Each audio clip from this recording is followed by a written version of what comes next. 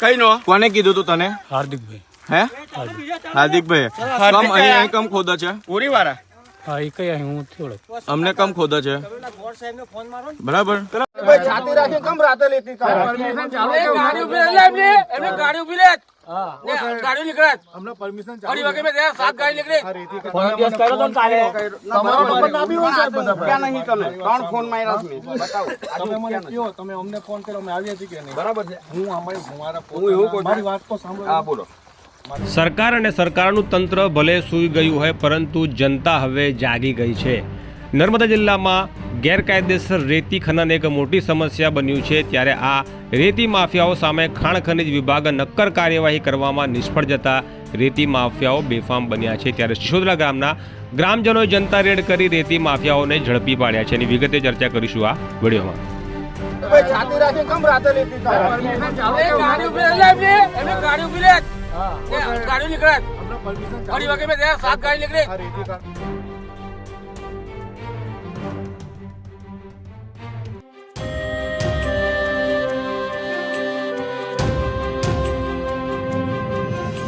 નર્મદા લાઈવમાં તમારું સ્વાગત છે। ગેરકાયદેસર રેતી ખનન દિવસે ને દિવસે એક મોટી સમસ્યા બનતું જાય છે, જેના કારણે નદીઓ, પર્યાવરણ, જીવસૃષ્ટિ સહિત માનવ જીવનને ખૂબ નુકસાન થઈ રહ્યું છે। પરંતુ તેમ છતાં ગેરકાયદેસર અને બેરોકટોક રેતી ખનન એ સરકારનું ખાણ ખનિજ વિભાગ કે અન્ય કોઈપણ વિભાગ રોકવામાં નિષ્ફળ ગયું છે।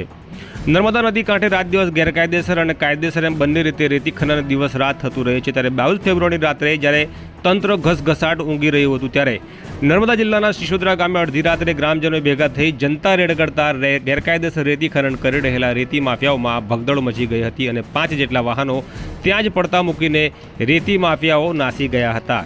પરંતુ કેટલાક લોડર ચાલકો ઝડપાઈ ગયા હતા। ગ્રામજનોએ ગેરકાયદેસર રેતી ખનન પ્રવૃત્તિ ઝડપીને ખાણ ખનિજ વિભાગના અધિકારીઓને ફોન કરતા આખરે ખનિજ વિભાગના અધિકારીઓ અડધી રાત્રે રેતીના ભાઠામાં આવવા માટે મજબૂર થયા હતા। ત્યારે શું ઘટનાક્રમ બન્યું હતું પહેલા તો એ જોઈ લો।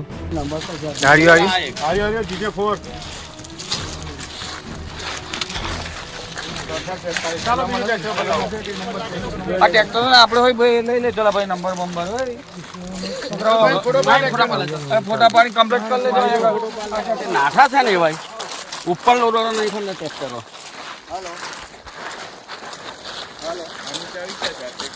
ભાઈ છે હવે હાજર જ કહી રહ્યા છે બધી ચાવીઓ સાહેબને જમા કરી અથડાયા લોડર વાળો 100 મય એની મય કઈ નો કોને કીધું તું તને? હાર્દિકભાઈ. હે હાર્દિકભાઈ કમ અહીં કમ ખોદા છે પૂરી વાળા હા એ કઈ હું થોડો અમને કમ ખોદા છે બરાબર?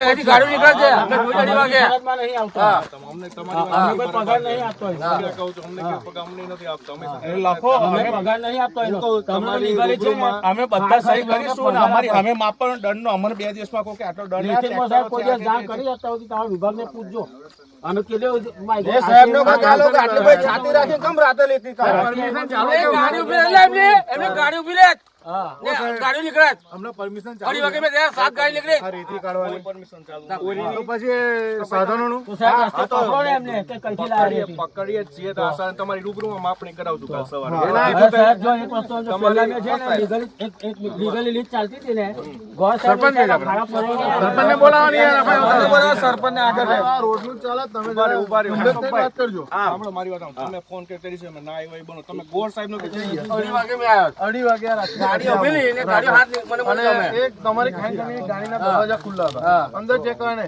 અને 10 ગાડીઓ ભરીને મને મળી જ ગાડીઓ અને આજે બી મને 6 ગાડી મળી। આમ 22 ફેબ્રુઆરી રાત્રે શિશોદરાના ગ્રામજનો દ્વારા નર્મદા નદીના ભાઠામાં જનતા રેડ કરી 2 લોડર, 3 ટ્રેક્ટર અને 3 ચારણા ઝડપી પાડ્યા હતા। સ્થળ ઉપર આવેલા ખાણ ખનિજ વિભાગના અધિકારીઓના મોઢે જ ગ્રામજનો દ્વારા આક્ષેપો કરતા કહેવામાં આવ્યું હતું કે તમારી ખાણ ખનિજની ગાડીઓ ઊભી હતી અને 2 દિવસ પહેલાં રાત્રે 2:30 વાગે 10 જેટલી રેતીની ગાડીઓ નીકળી હતી એમ કહેતા જ ખાણ ખનિજ વિભાગના અધિકારી ગેંગે ફેફે થઈ ગયા હતા અને ગ્રામજનોનો ગુસ્સો શાંત કરતા કહ્યું હતું કે તમારી હાજરીમાં ગેરકાયદેસર રેતી ખનનની માપણી કરવામાં આવશે એમ કહી તમામ વાહનોને જપ્ત કરી આમલેથા પોલીસ મથકે સોંપવામાં આવ્યા છે તેવી જાણકારી મળી રહી છે। પરંતુ 2 દિવસ થઈ ગયા છતાં હજુ સુધી આ ગુનામાં કોણ રેતી માફિયાઓ હતા તેમની સામે દંડાત્મક કે શિક્ષાત્મક કોઈ કાર્યવાહી કરવામાં આવી નથી। ખાણ ખનિજ વિભાગના અધિકારીઓને ફોન દ્વારા આ મામલે પૂછતા તેમણે કહ્યું હતું કે હજી તપાસ ચાલુ છે। ટેલિફોનિક વાતચીતમાં તેમને પૂછ્યું કે આ રેતી માફિયાઓ કોણ હતા, સ્થળ ઉપરથી ઝડપાયેલા જે ડ્રાઈવરો છે તેમને કોનું નામ લીધું છે ત્યારે તેમના તરફથી કહેવામાં આવ્યું હતું કે હાર્દિક, ભરત અને અક્ષય આ 3 નામના લોકોના નામ આ ગેરકાયદેસર રેતી ખનનમાં ખોલ્યા છે.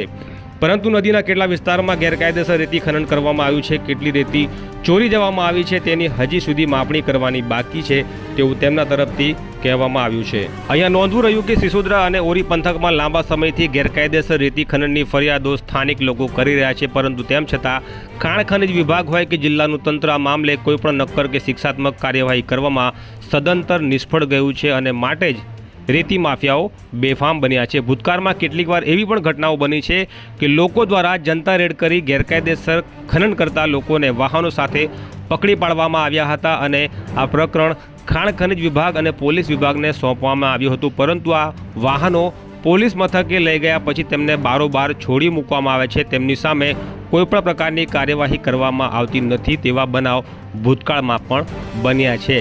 ત્યારે હાલમાં આ બનાવ બાબતે ખાણ ખનિજ વિભાગ કોઈ કાર્યવાહી કરે છે કે પછી ભીનું સંકેલે છે, આ આવનાર દિવસોમાં જોવું રહ્યું. આ જ પ્રકારના ન્યૂઝ અને અહેવાલ માટે નર્મદા લાઈવ ચેનલ સાથે જોડાયેલા રહેજો.